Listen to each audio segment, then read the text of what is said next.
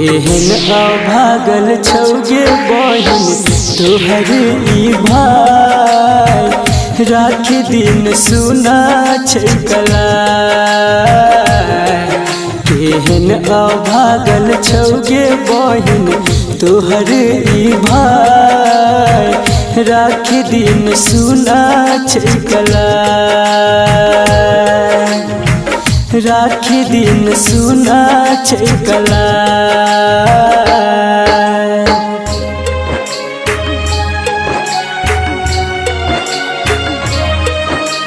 Music by मुन्ना राज।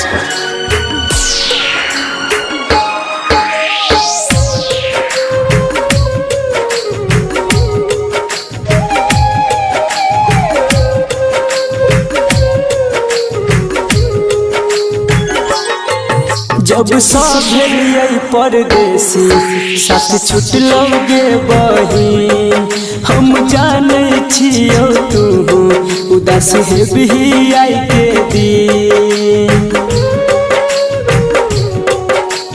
गे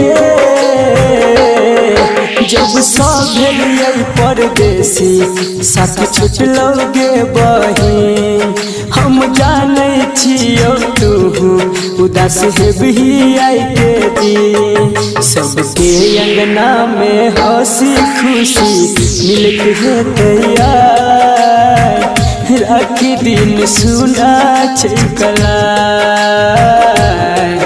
केहन अभागल छौगे बहिन तोहर ई भाई, राखी दिन सुना छै कलाई। राखी दिन सुना छै कलाई।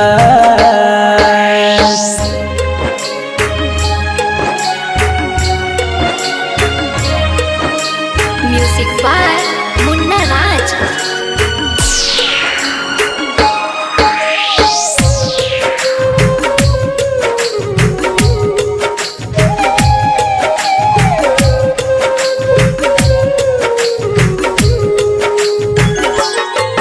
मिललै बचपन में जे खुशी तू आब न मिलै छै। भाई बहिन के त्योहार पर अब फूल न खिलै छै। गे बहिन मिललै बचपन में जे खुशी तू आब न मिलै छै। भाई बहिन के त्योहार पर अब फूल न खिलै छै। कहे राइटर विकेसी संदीप सुमन खूब हमरा कनाई, राखी दिन सुना छै कलाई।